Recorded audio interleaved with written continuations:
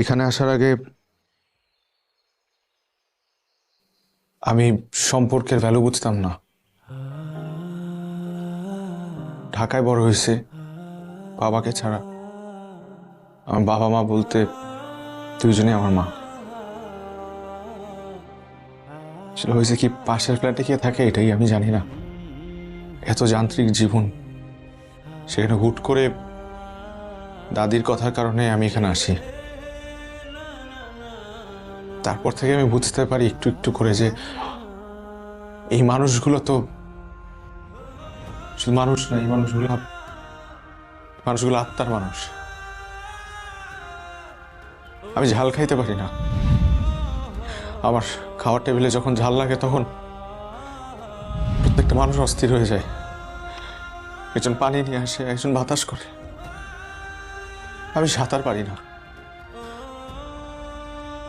দুষ্টামি করতে করতে আমি পুকুরে পড়ে যেতে নিয়েছিলাম, কিন্তু আমি যাতে পুকুরে পড়ে না যাই এই কারণে আমার ভাই রকি পানিতে ঝাঁপ দিছে। এগুলো তো আমি কিছু বুঝতাম না কখনো। এখানে না আসলে আমি এটা কখনো বুঝতাম না।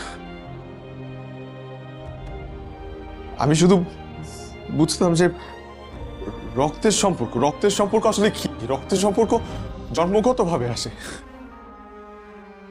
বাবা যতদিন বেঁচে ছিল ততদিন কখনো বাবাকে গ্রামে আসতে দেখি না, হয়তো বা সে আসতে পারে না এই পরিস্থিতির কারণে। কিন্তু বাবা মারা যাওয়ার আগে একটা জিনিস অনুরোধ করে গেছে, যাতে তার কবরটা এই গ্রামেই হয়। আজকে আমি বুঝতেছি যে সে এইটা কেন চাইছিল। সে তার আপনজনদের পাশে থাকতে চেয়েছিল। সে চাইছিল তার কবরটা তার আত্মীয়দের মাঝে থাকে।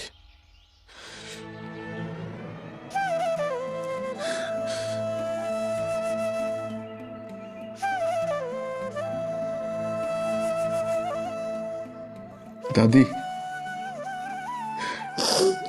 একটাবারও মুখ ফুটে দাদি বলার সাহস পাই নাই, কারণ আমার আগে তো রন্টু, শালু, রকিব, তোমার তোমার বেশি অধিকার ওদের।